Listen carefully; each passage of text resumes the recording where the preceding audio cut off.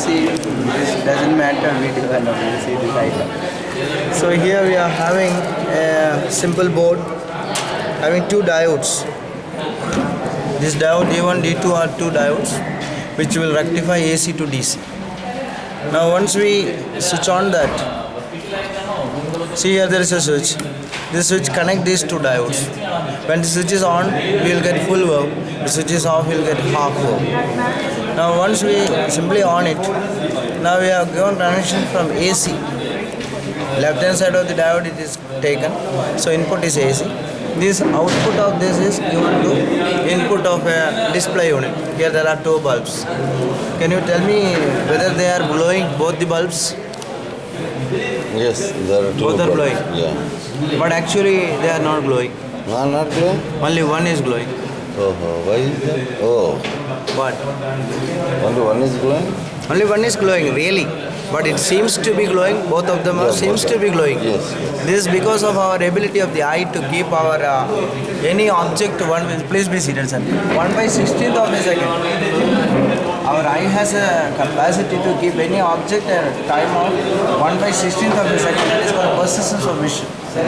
Once an object is one bulb, suppose, when it is glowing, if it is immediately off and again on within this 1/16, we cannot understand it is stopped glowing. It will continue glowing, but actually it is not glowing. To make that point clear, we overcome the persistence of vision and we are rotating the disc.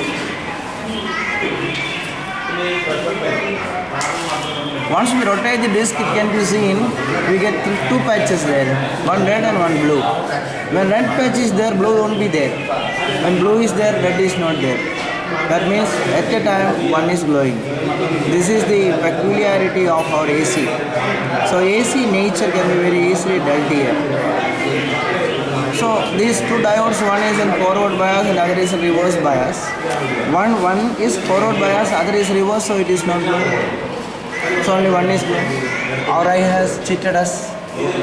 Now, what is happening in case of rectification? Let us see. We are going to connect this one to diode. This one. So one patch is already removed. That is rectified. We get a gap there. That is the characteristic of half-wave rectification. Now I am going to make it full wave. See the change. Now also there will be some dots. That is called null points. How can we make it so smooth? We are using a filter circuit. That is a capacitor. There comes exactly DC, similar to our chemical cell. This process is called rectification. We got now complete DC, similar to or equivalent to battery or chemical cell. Reverse order, full wave, half wave, then AC.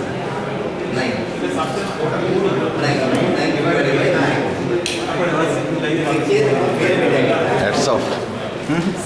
Though I started knowing half wave, full wave and all this with filter, this particular DC to AC process. Maybe in the year somewhere 1982 I started understanding this. So it's more than 30 years almost. I never know that I can make someone understand this is the way. Thank you. Hats off. This process And the way while you are explaining, what to tell, I have no words to tell. Really? It inspired me so much. Really? Yes. Then thank you very much.